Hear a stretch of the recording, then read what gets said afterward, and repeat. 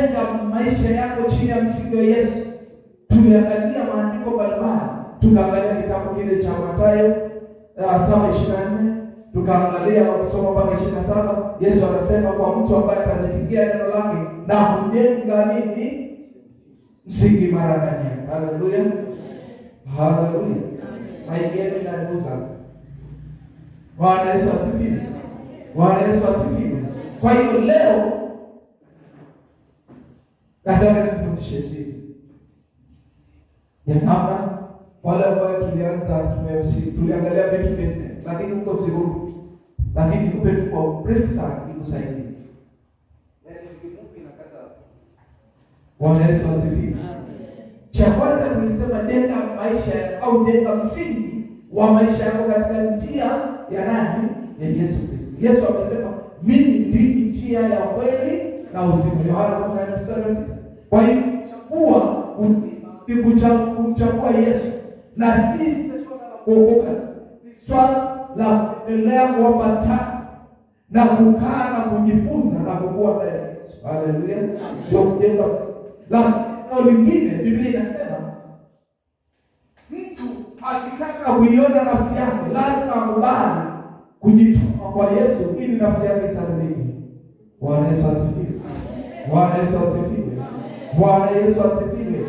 Jamani, Yesu ni mkuu kuliko rais wa nchi. Yesu akisema nikiinuliwa juu nitawavuta watu wengi waje wapi? Sasa usipomtukuza atatukuzwaje? Bwana Yesu asifiwe. Ingekuwa ni Ronaldo au watu wale maarufu ungekuwa unarukaruka, lakini Yesu aliyekupa uzima. Tumishi, hebu watu wanahitaji fiko sasa hivi. Inapofika swala la Yesu, ungejua anachofanya, yaani hata hicho kitu usingekaa. Bwana Yesu asifiwe. Amen. Uzima ulionao ni Yesu. Ningekuwa Yesu ningepinya kwanza ule upande sekunde tu ya kupata shida kupumua. Ujue thamani. Lakini nashukuru Yesu ni Mungu ana.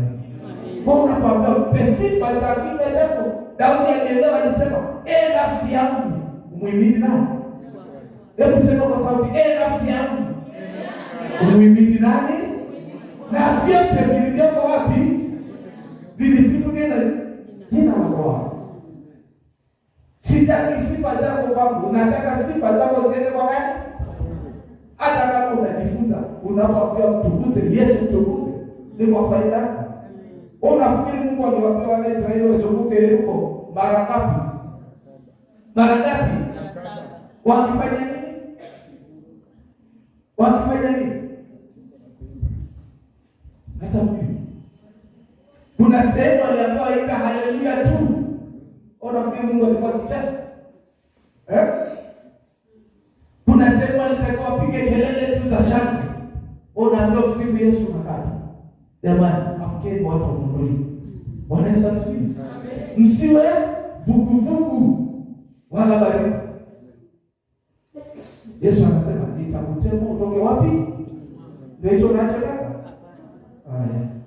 Kwa hiyo Yesu amekupa ulivyo nao ili upate sababu ya kumtukuza, ya kuambatana naye na kulitangaza jina lake. Hata hiyo bado hata mtoto hajasikia. Sema amina ya nguvu basi.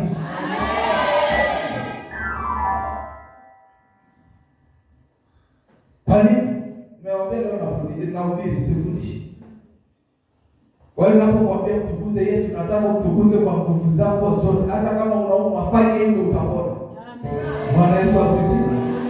Unapomsifu yeye mwenye enzi na mamlaka, sifa zinashusha utukufu. Zinashusha baraka.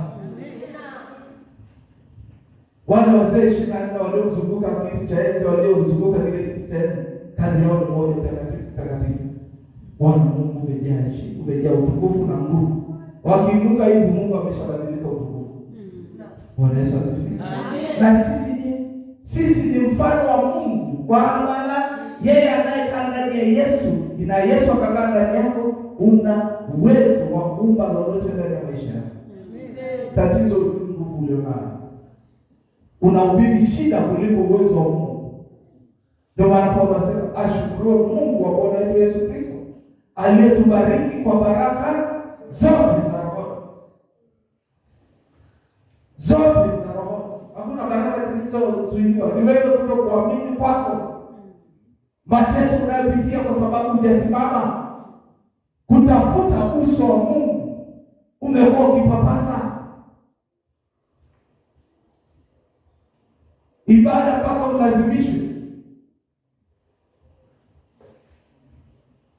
Tumeshuka kanisani. Ni Roho Mtakatifu yuko kazini. Ibada mpaka ufanye nini? Tumekuwa na semina. Ningetarajia wote mngekuwepo. Ndio kuwepo ni wachache, lakini hao ndio waliokusudiwa. Lakini kile ulichojifunza ichukue, ifanyie kazi. Utaona utukufu wa Mungu. Bwana Yesu asifiwe. Maana ratiba hii imetokea ni kwa neema. Ni kwa neema. Maana wakati na semina hapa, nilikuwa na semina nyingine Uganda, nilikuwa na semina Zambia, nilikuwa na semina na jana Kenya. Ningeweza kusema lakini kwa sababu ni kazi ya Mungu, kwangu wasiwezi kukatalia Mungu kazi. Haleluya. Ingekuwa ni kazi nyingine ningeacha, lakini kazi ya Mungu inapokuja inakuwa ni kipaumbele. Bwana Yesu asifiwe. Lakini unakuja watu wamekaa kimya. Unafikiri sijui ni kwamba waelewi, sijui ni wagonjwa. Lakini ninaamini ni kwamba kwa sababu tukisimama tukajua nafasi adui makakata kuonea tena. Bwana Yesu asifiwe. Basi kwa sababu ya neno la leo nataka nikupe kichwa cha somo kinasema Mungu anayekujali. Tumaini Mungu anayekujali au ambatana na Mungu anayekujali. Haleluya. Bwana Yesu asifiwe. Amen. Uambatane na Jehova Mungu wako maana anakujali. Hiyo ndio kichwa cha somo la leo. Uambatane. Hii ni sehemu ya kuendelea. Bwana Yesu asifiwe. Uambatane na nani? Mungu Jehova. Maana ndilo jina lake. Ni namna gani dini inaweza kuambatana na Mungu? Sehemu ya kwanza ni kuinua viwango vya imani. Ili Mungu aweze kukusaidia, anasema mwanangu nipe moyo wako. Heri wenye nini? Heri wenye moyo, maana hawatamwona nani? Kwa hiyo sehemu ya kwanza, ili Mungu aweze kukusaidia, moyo wangu uwe safi. Hiyo ndio pointi ya kwanza. Moyo, Mathayo 5:7 hadi 8. Nasema heri wenye moyo, namna ya kuambatana sasa. Na kufundisha namna ya kufanya nini? Ya kuambatana na Jehova Mungu wako anayeweza kukusaidia. Haleluya. Mungu ameahidi kutusaidia na ameahidi tunapoachilia mioyo yetu, nafsi zetu, akili zetu katika kumtumaini, katika kumtegemea, katika kumtafuta. Anasema mtakaponitafuta kwa mioyo yenu, kwa moyo wote, maana yake ni kukubali kulipa gharama ya kujitenga na uovu, ya kujitenga na dhambi, ya kujitenga na uharibifu na kuambatana na utakatifu, haki na kweli. Vitu vingapi? Vitu vingapi? Maana Mungu wetu ili aweze kukusaidia, aweze kutoka nje ya kanuni yako. Yeye sifa ya kwanza ni Mungu mwenye upendo, lakini ni Mungu aliye mtakatifu sana. Sema amen. Ni mtakatifu sana, lakini ni Mungu wa haki pia. Aweze kuvunja kanuni zake kama wewe mwenyewe hujakamilisha kanuni zake. Sijui kama mnaelewa. Yeye anasema iweni watakatifu ili mimi Mungu ni mtakatifu nipate kuja kukusaidia katika shida yako. Bwana Yesu asifiwe. Amen. Bwana apewe sifa. Pointi ya pili. Nimesema naenda haraka kwa sababu ya pointi ya muda. Pointi ya pili. Kwa sababu ni Mungu anayetujali, anataka umtwike fadhaa zako na mizigo yako. Waraka wa kwanza wa Petro Waraka wa kwanza wa Petro sura ya 5 mstari wa 7. Twende tukasome. Nataka mtu anisome ili niweze kumaliza waraka. Waraka wa kwanza wa Petro sura ya 5 mstari wa 7. Haleluya. Amen. Aliyepata anaweza kusoma? Amen. Mstari wa 5 mstari wa 7. Ndio. Petro wa kwanza sura ya 5 mstari wa 7. Tukimtika yeye fadhaa zetu zote, kwa maana yeye kujishughulisha sana na mambo yenu. Kwa sababu Mungu ni Mungu wa upendo, ni mwingi wa rehema, ni tabia ya Mungu. Bwana Yesu asifiwe. Lakini kwa sababu ana upendo mwingi, na katika Yohana 3:16 anasema kwa maana jinsi Mungu alipenda nini? So Mungu sayari tunajua wewe wanadamu. Ndio maana katika sayari hii kuna mabara mangapi? Katika ulimwengu huu kuna bara ngapi? Zaidi ya 6 7. Wale wataalamu ni sijui. Kuna bara la Afrika, bara la Asia, la Ulaya na lipi? Jamani hatukia dunia kidogo. Kuna mabara zaidi ya 7 au 6. Ndani yake kuna makabila, kuna watu, sio makabila. Kuna watu. Ndio maana ukienda Asia kuna Wachina, kuna Wahindi, kuna nani? Nataka tuelewe Bwana Yesu asifiwe. Ukienda Amerika kuna Amerika kusini na kaskazini, kuna wazungu, kuna Latino, sijui nani, na Amerika, North America pia kuna wazungu pia. Bwana Yesu asifiwe. Ukija Afrika kuna mataifa pia ndani ya Afrika. Kwa hiyo wote sisi ni watu wa nani? Ndani ya watu wa Mungu kuna wana wa Mungu. Umeelewa Kiswahili hicho? Kuna watu wa Mungu na wana. Je, wewe ni nani? Wewe ni nani? Wana wa Mungu. Unaandika? Aisomewa kwa Galatia 4:6. Twende. Na mwingine alisomewa Galatia 3:26. Kama wewe ni mwana, ni sawa kuomba au kumtarajia msaada wa Mungu, kwa sababu Mungu anakupenda. Sema amina. Anakujali. Sema amina. Na anataka achukue mzigo wako, na ndio maana na mtumishi wa Mungu mtume Petro akasema na tumtwike yeye fadhaa zetu. Nani? Yesu Kristo. Kwa nini? Kwa sababu anajishughulisha, maana yake anahangaika kutafuta suluhu ya mambo yanayokutesa, ili usiendelee kuwabaki katika manunguniko, katika maombolezo, bali mtukuze yeye Jehova Mungu wako apokee sifa. Haleluya. Kwa hiyo wewe kama ni mwana, umepokea neema ya Mungu na Roho Mtakatifu ameachiliwa ndani yako. Naomba mtu anisome. Na kwa kuwa ninyi mmekuwa wana. Anasema na kwa kuwa mmekuwa nani? Ndio maana nimesema kuna aina watu wangapi? Wana wa Mungu na watu wa nani? Mungu alituma Roho. Wale walimpa Yesu na waliochagua maisha ya kuambatana na Yesu. Yesu Kristo alituma nani? Mungu alituma nani? Roho wa mwanae. Mioyoni wapi? Muulize jirani yako, una roho wa Kristo ndani yako? Maana Biblia inasema wale wote wanaongozwa na Roho Mtakatifu wao ndio nani? Wana wa Mungu. Na Roho mwenyewe hushuhudia pamoja na nafsi zetu kuwa ni wana. Maana nimekuuliza, Roho wa Kristo yuko ndani yako? Kama hujawahi kupokea Roho Mtakatifu leo upokee. Bwana Yesu asifiwe. Usikubali kuondoka kama hujajazwa Roho Mtakatifu, maana ni kwa faida yako. Sio kwa faida ya mchungaji, ni kwa faida, sio kwa faida ya kanisa, ni kwa faida yako wewe kwanza.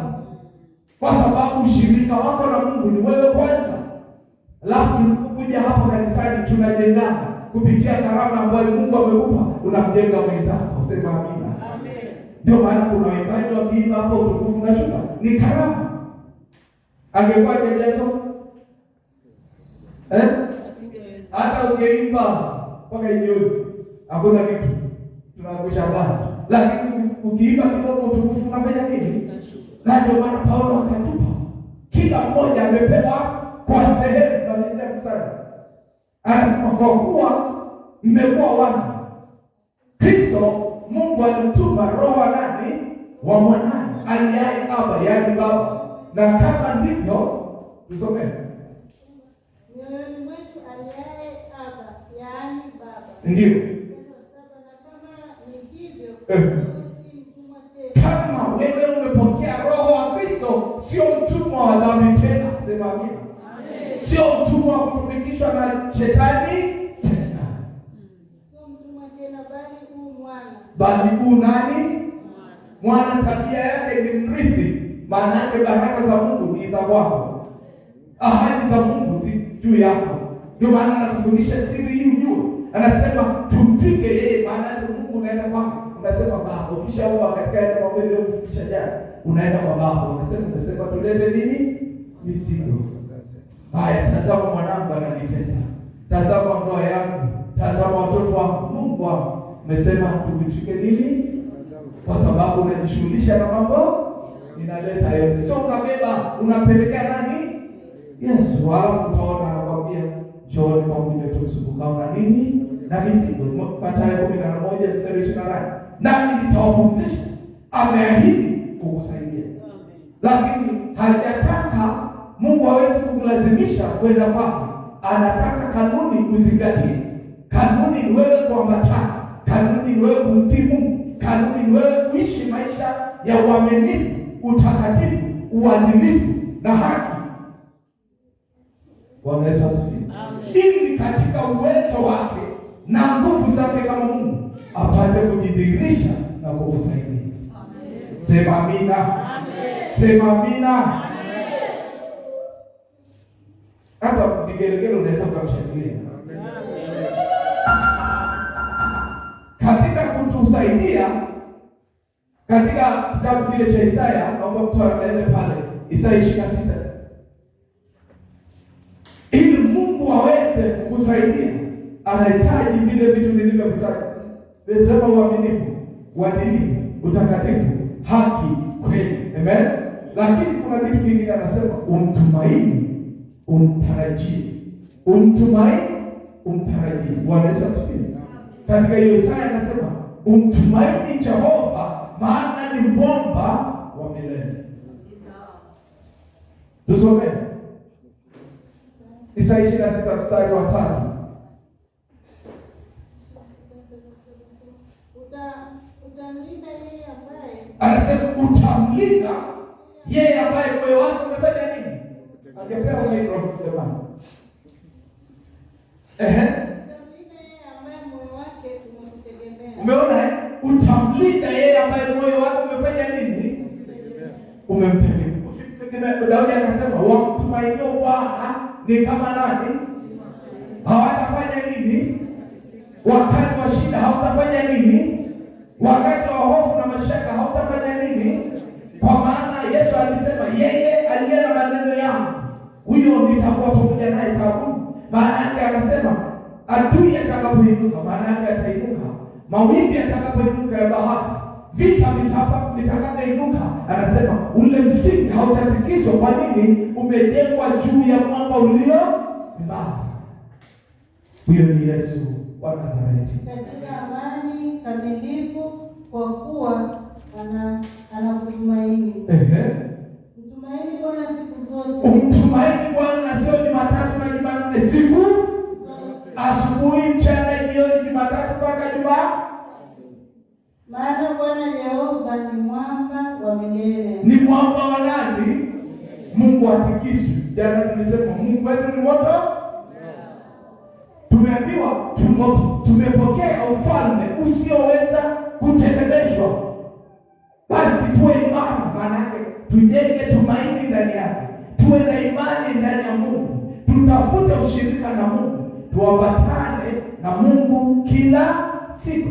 Anasema tutafute uso wake katika Mambo ya Nyakati wa kwanza 16 mstari wa 11 na 12. Bwana Yesu asifiwe. Haleluya. Haleluya. Yesu atukuzwe. Milele na milele apokee sifa zetu. Haleluya. Zaburi ya 34:18 na Isaya 43 mstari wa 2. tuko kwenye pointi ya kwamba Mungu wetu anahusika, anatamani kutusaidia kuchukua mizigo yetu, naye anatuokoa. Hiyo ndio pointi ya pili, na pointi ya mwisho ni hii: Mungu wetu ni kama Baba wa mbinguni anayetujali. Haleluya! Anatujali sana na anatupenda, anatamani kama Baba awahurumiavyo wanao, ndivyo Mungu wetu anavyotujali. Anaumia sana anavyotuona tukiteseka, lakini hatujamtumaini, lakini hatujamwamini, lakini hatujapeleka hoja zetu, tunalalamika tu. Mungu anahuzunika, hatamani mtu yoyote apotee. Ndio maana kamtoa mwanao pekee ili kila mtu apate wokovu. Bwana Yesu asifiwe. Hebu imagine ningekuwa tunaenda Israeli kuhiji kama wale wenzetu wanaoenda kule. Ungeweza kwenda?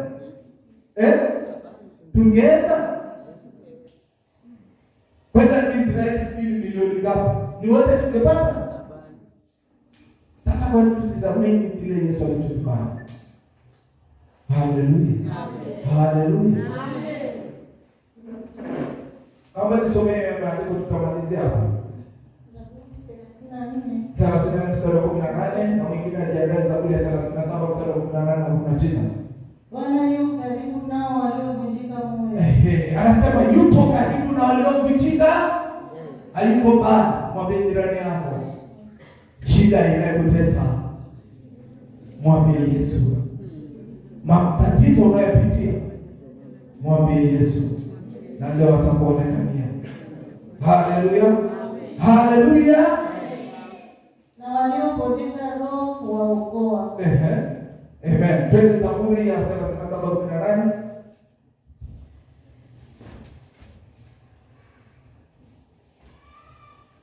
Bwana anazijua siku za wakamilifu. Bwana anazijua siku za alafu na urithi wao utakuwa wa milele. Na urithi wao utakuwa nini?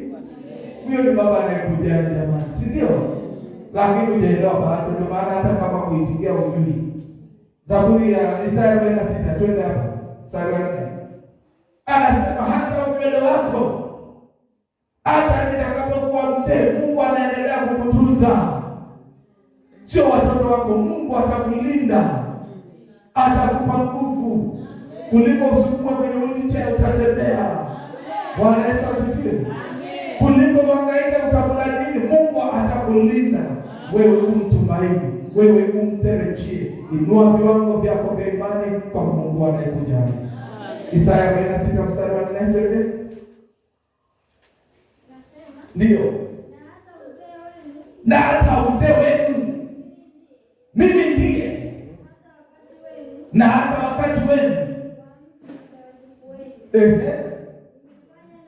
nimefanya na nitafanya. Amen. Amesema nitakuchukua alafu nitakuokoa. Sijui kama mnaelewa jamani. Sijui kama mnanielewa. Haleluya. Huyo ni Mungu anayetupenda. Huyo ni Mungu anayetujali. Kama Baba awahurumiavyo wanao, ndivyo Mungu wetu anavyofanya nini? Ndivyo anavyofanya nini? Je, umepata nguvu ya kumtumaini Baba? Umepata sababu ya kumtumaini? Daudi akasema katika Zaburi ya 23:1-3, akasema Bwana ni mchungaji wangu, sitapungukiwa na wakati wowote. Mungu anatamani akujaze furaha, akupe nguvu, akupe hali ya moyo wako. Sio swala la matumaini. Ukiamini inakuwa hivyo. Maana kuna matumaini na imani. Ukiamini inakuwa. Haleluya. Katika Isaya 46 mstari wa 4 tumesoma. Haleluya. Twende Zaburi ya 103 huko ukisimama kwa miguu yako. Zaburi ya 103 mstari wa ngapi? Wa 13. Tusomee wakati unasimama. Mtaniruhusu nimalize, nataka niwaombe au niwaishie hapa. Kama nimemaliza, lakini nataka nikuombee. Lakini nahitaji kibali chenu. Amen. Maana nimepewa ni nusu saa, hiyo nusu saa imeisha. Nataka niwe mtii. Endelea, nataka tusome hapo. Kama vile baba awahurumiavyo watoto wake. Kama vile baba awahurumiavyo nani? Watoto wake. Wakati wana watoto, si tunawapenda? Tunawanunulia vitu wanavyohitaji. Anasema Mungu naye anatupenda. Endelea. Ndivyo Bwana anavyowahurumia wamchao. Ndivyo Bwana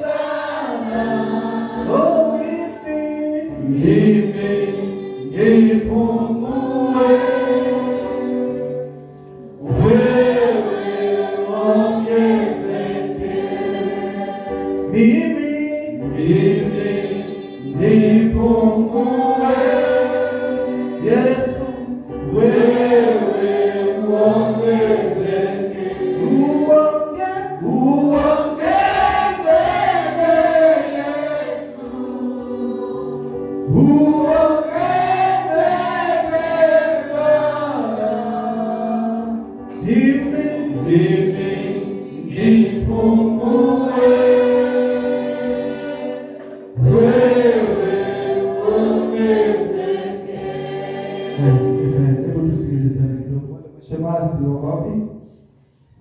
Nitaomba na nyinyi, lakini naomba muwasaidie watu kwanza. Amen. Hamna mtu nitamwacha. Haleluya. Kwa kama ni shemasi, wahudumie kwanza watu, alafu Mungu itapita juu yenu pia. Haleluya.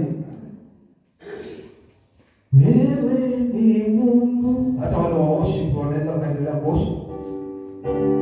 Mpasua wimbo haufananishwi na kitu kingine,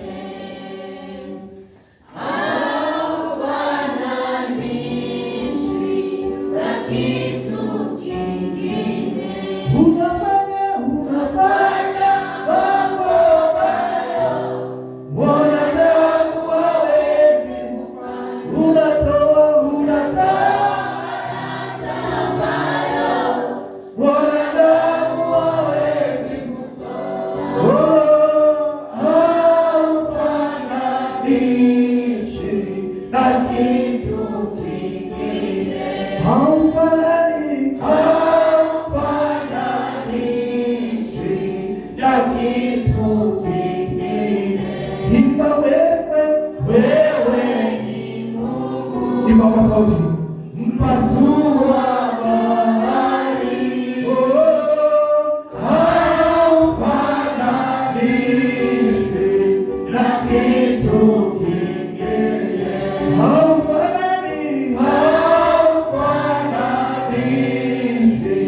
kitu kingine. Unafanya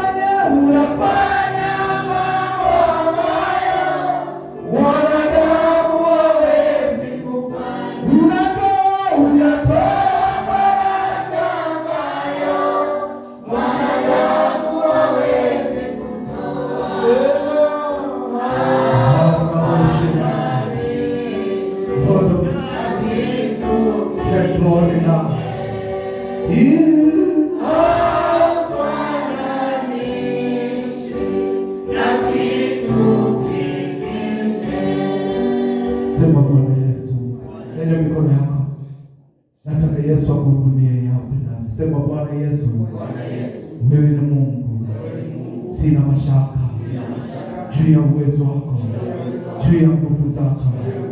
Mchana asubuhi ya leo ninanyenyekea mbele zako, kwa rehema zako uniguse, kwa fadhili zako uniguse, unihurumie, samehe, unitakase. Yesu, kama ulivyomponya yule kipofu, uniguse na mimi.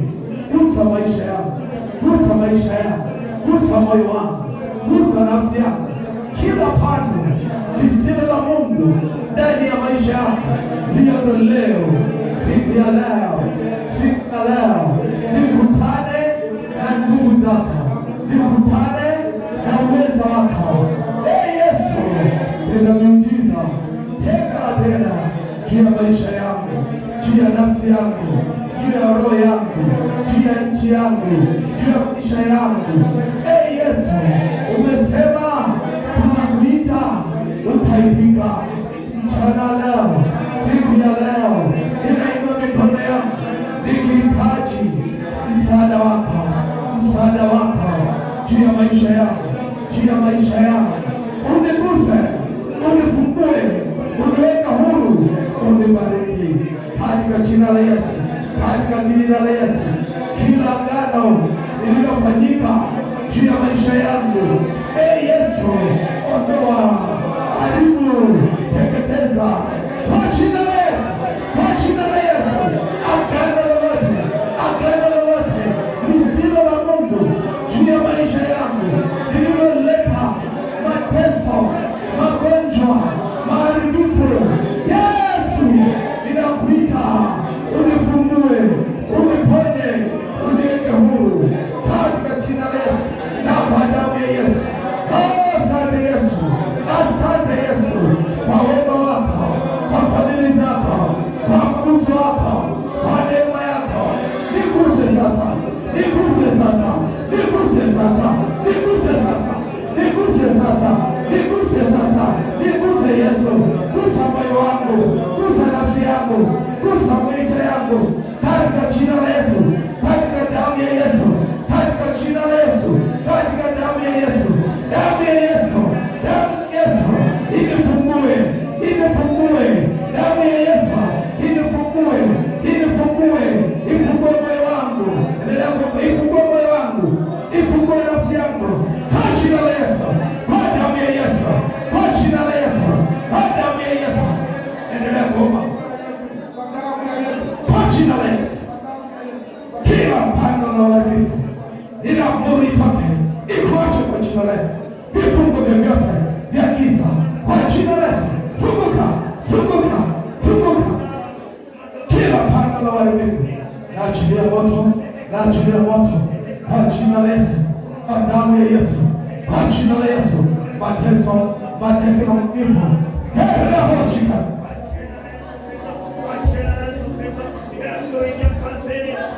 Baya washika wanaposhi. Funguka. Endelea kuomba, mwambie Yesu wa Nazareti, niko hapa, uniguse mchana leo.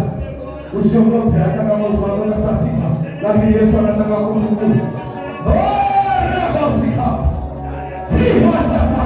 Moyo unasema hapa, ninataka uponyaji, ninataka uponyaji. Funguka.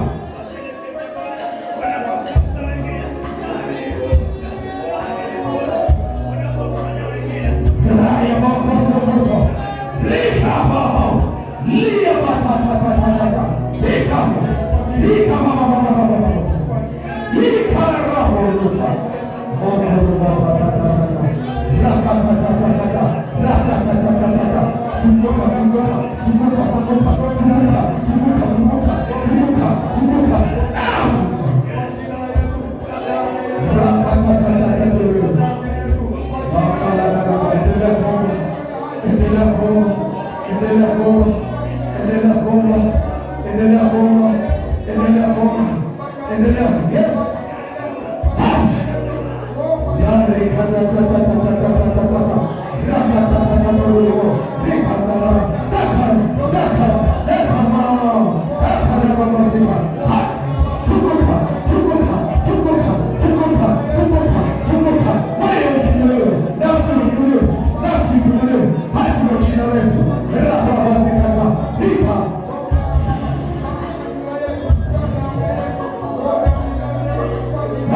Yesu, damu ya Yesu, damu ya Yesu, damu ya Yesu, damu ya Yesu, damu ya Yesu, ikutane nao, ifungue moyo, ifungue nafsi, ifungue maisha.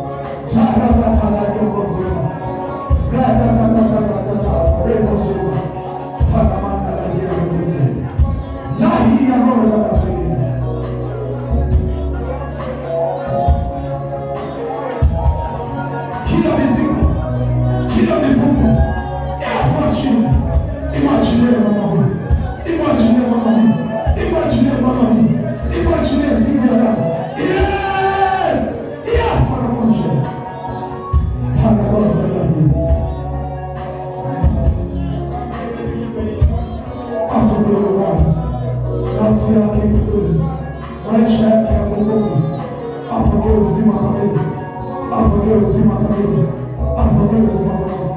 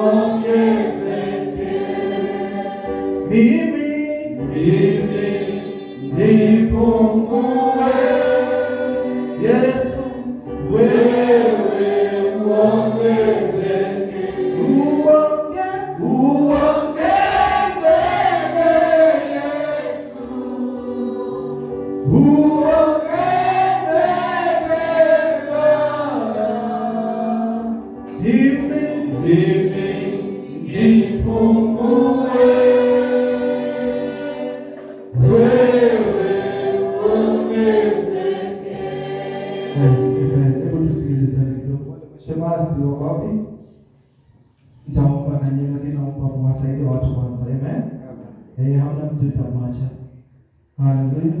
Kama ni shemasi, tuwahudumie kwanza watu, alafu neema ya Mungu itapita juu yenu pia. Haleluya. Wewe ni Mungu. Hata wale wa worship wanaweza wakaendelea worship. Mpasua wimbo haufananishi na kitu kingine.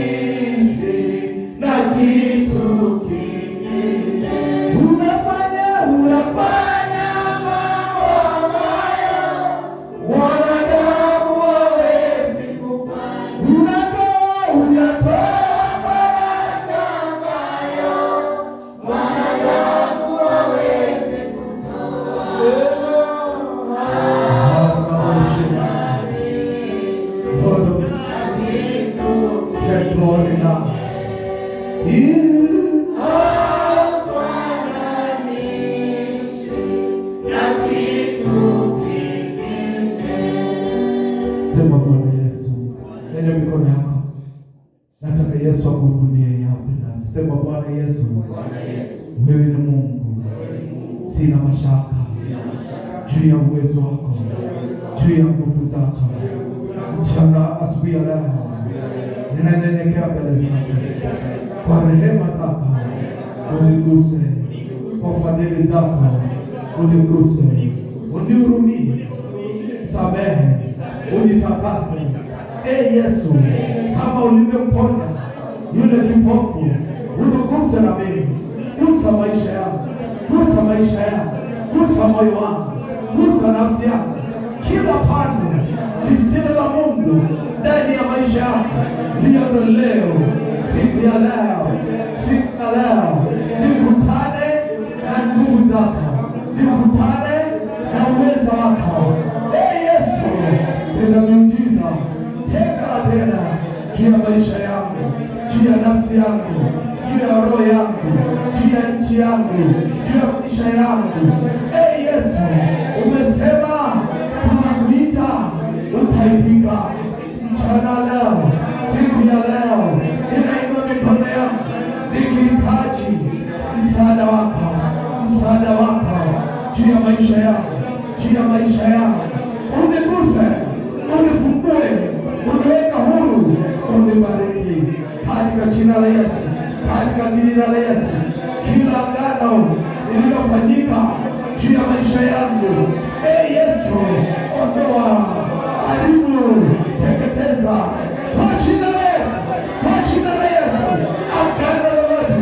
Agano lolote lisilo la Mungu juu ya maisha yangu lililoleta mateso, magonjwa, maharibifu, Yesu, ninakuita, unifungue, uniponye, uniweke huru katika jina la Yesu na kwa damu ya Yesu.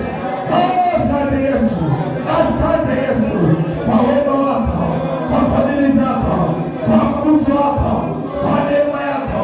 Niguse sasa, niguse sasa, niguse sasa, niguse sasa, niguse sasa, niguse sasa, niguse Yesu. Gusa moyo wangu, gusa nafsi yangu, gusa maisha yangu katika jina la Yesu, katika damu ya Yesu, katika jina la Yesu, katika damu ya Yesu, damu ya Yesu, damu ya Yesu. Inifungue, inifungue, damu ya Yesu, inifungue, inifungue, ifungue moyo wangu, ifungue moyo wangu, ifungue nafsi yangu kwa jina la Yesu, kwa damu ya Yesu, kwa jina la Yesu, kwa damu ya Yesu. Endelea kuomba kwa jina la Yesu.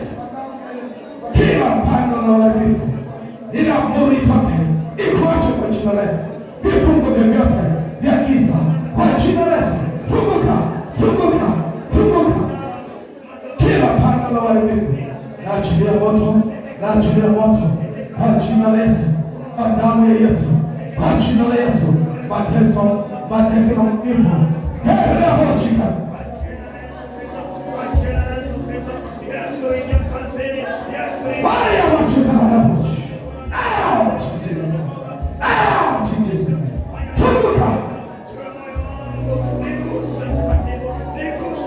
endelea kuomba, mwambie Yesu wa Nazareti, niko hapa, uniguse mchana leo. Usiogope hata kama utaona saa 6, lakini Yesu anataka kufungua. Moyo unasema hapa, ninataka uponyaji, ninataka uponyaji. Funguka.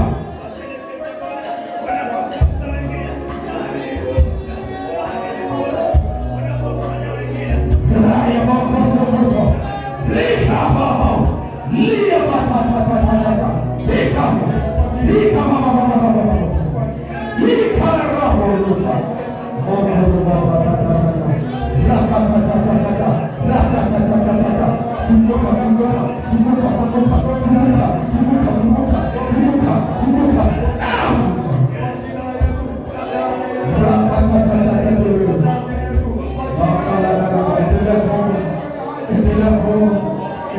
Endelea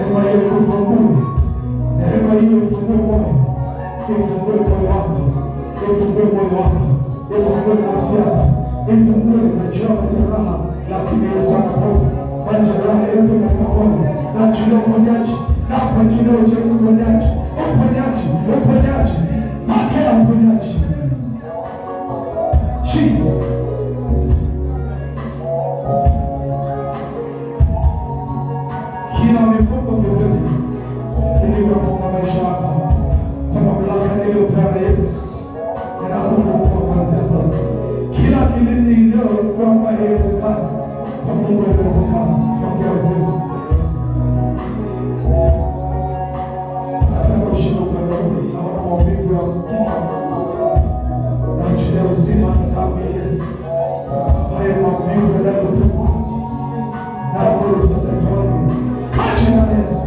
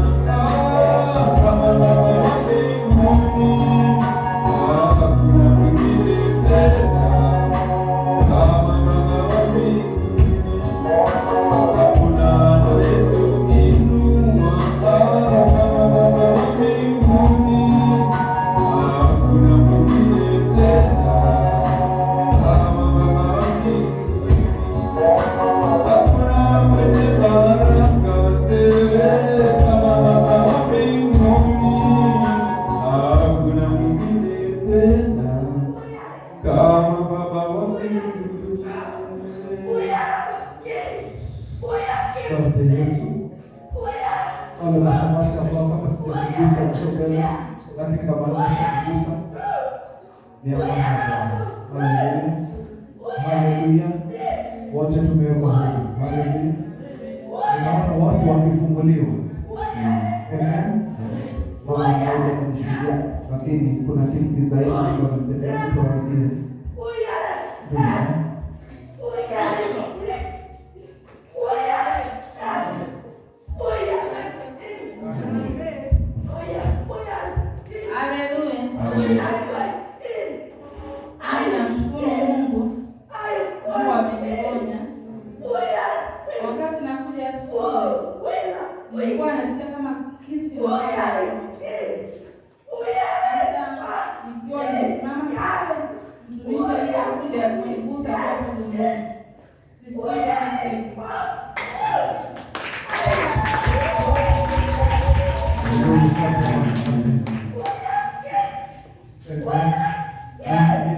Yesu amekugusa.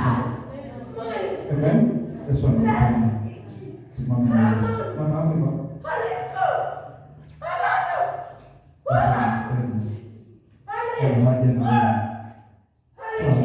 Anajua Mungu ule. Lakini anakuambia anza na yeye. Usiogope. Usipiganie. Hata kuongoza.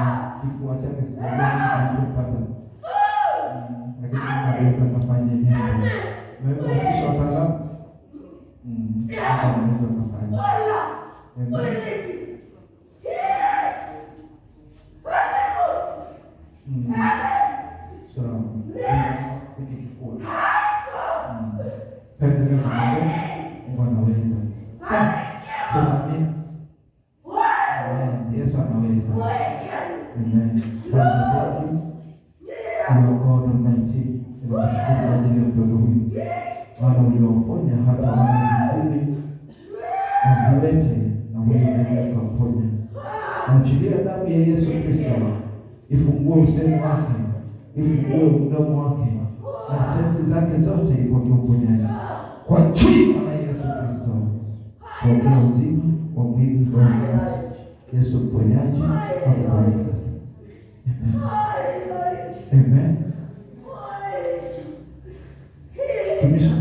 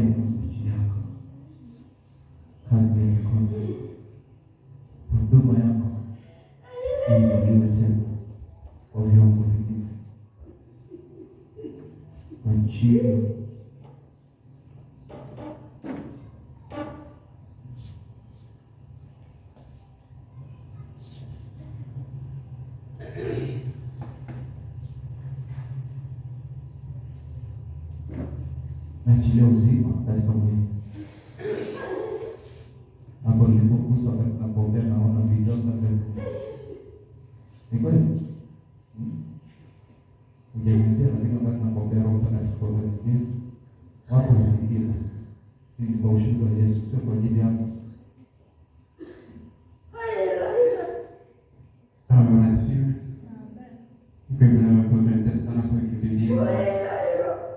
Jana kwa kazi jana sikaweza kufanya mpaka kwa mama sana nataka kutesa njiani. Nimetesa kwa mrefu. Naachilia sasa damu ya Yesu iko. Vidonda vitoka hivyo vitoweke. Kwa kuwa Yesu kuna mjinga hapa. Pokea uzima kwa jina la Yesu.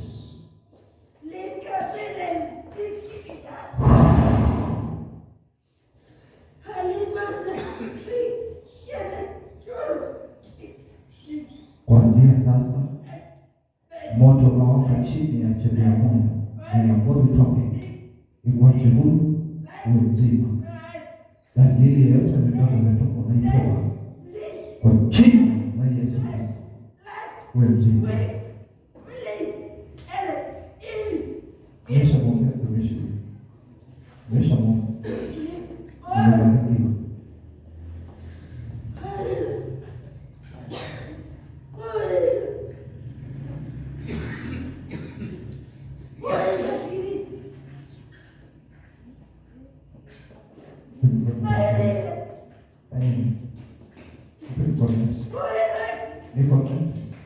Baba nambariki mtoto huyu, akineema Mungu ulinzi wako, fundishe Mungu katika kweli, achane na tabia zinazokutumisha kuanzia sasa awe mzima. Amen. Amen. Mtoto mama yake Amen. Mama yake. Okay. Kukumbatia mtoto. Kukumbatia sio mshiki. Nataka kukumbatia. Baba anachilia neno. Baba yake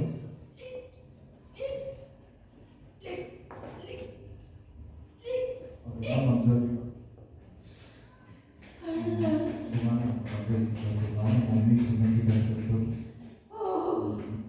Baba anachilia neno yake. Wape faraja nzuri. Hapo ndio la Mungu juu yake. Mungu kamtunze. Kamtende. Ondoa Mungu, wape faraja.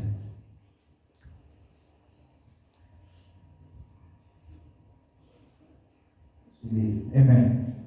Amen. Hallelujah. Wangapi wamefunguliwa? Wangapi wanapenda Yesu sasa?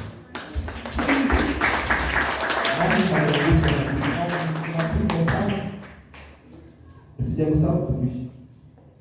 Nimekuweka kwa akiba. Au katika kuna basi sijagusa kabisa. Hamna. Maanake kila mguso niliokugusa mkono wa Yesu umekugusa. Amen. Kama kuna ugonjwa wote unaporuhusu kabili. Amen. Yesu anatumikia, anaishi.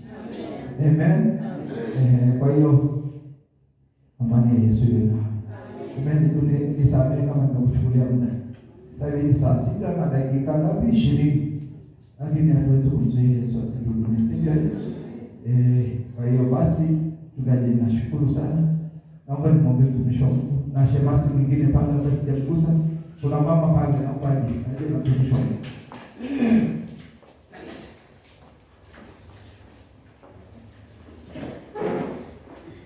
Tuimbe kwa wazi. Baba namshukuru kwa ajili ya mtumishi wako. Naye kwa mikono yake ishara ya kuinua maguse huduma yake na maisha yake. Kachilie nguvu uzima na neema juu yake. Kachilie uzima katika mwili na katika roho katika jina la Yesu.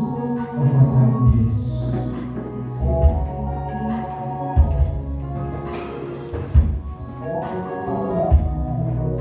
Damu ya Yesu.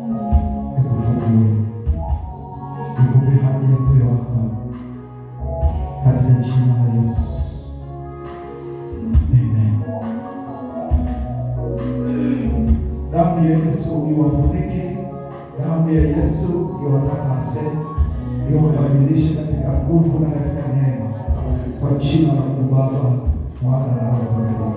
Amen. Tena Bwana